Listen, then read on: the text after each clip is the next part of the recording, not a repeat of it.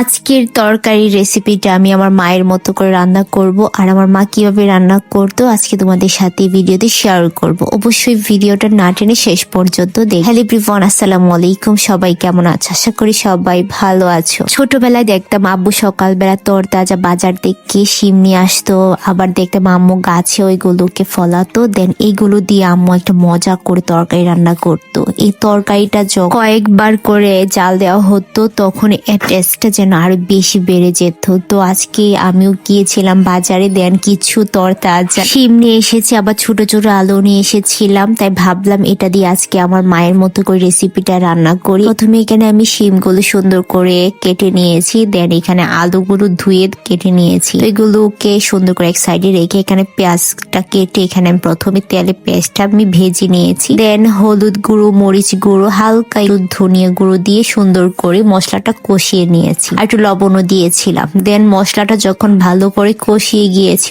উপর দিক দিয়ে যখন তেলটা উঠে এসেছে তখন এখানে আমি ট্যাংরা মাছগুলো দিয়ে দিয়েছি। আর ট্যাংরা মাছ দিয়ে এই শিমের তরকারিটা কিন্তু অনেক বেশি মজা হয়। হ্যাঁ, আম্মু কিন্তু ট্যাংরা মাছ আর অনেক ধরনের মাছ থাকতো এইগুলো দিয়ে রান্না করতো। যেহেতু আমার কাছে এখন ট্যাংরা মাছ আছে তাই ভাবলাম আমি আজকে শুধু ট্যাংরা মাছ দিয়ে রান্না করি। শিমের তরকারিটা একটু ঝাল ঝাল করে রান্না করে খেতে কিন্তু আমার কাছে অনেক বেশি ভালো লাগে। ছোটবেলা আম্মু দেখতাম হাঁড়ি ভরে এই শিমের তরকারি রান্না করে রেখে দিত, আর আমরা 4 ভাই বোন মিলে অনেক মজা করে খেতাম। আগের দিনগুলাকে অনেক বেশি মিস করি। আবার যখন শীতের সময় আসতো, যখন প্রথমে উঠোনে পড়ে তখনই আমরা সব ভাই বোনেরা মিলে উঠোনে ভাত নিয়ে বসে পড়তাম খাওয়ার জন্য। যখন সবার ঘরে বিভিন্ন ধরনের সবজি দিয়ে বিভিন্ন রকমের রান্না করা হতো, আর এইটা নিয়ে আমরা ভাগাভাগি করে খেতাম। এই দিনগুলা আসলে অনেক বেশি সুন্দর। আর দেখো এই দিক দিয়ে তোমাদের সাথে গল্প করতে করতে এদিক দিয়ে আমার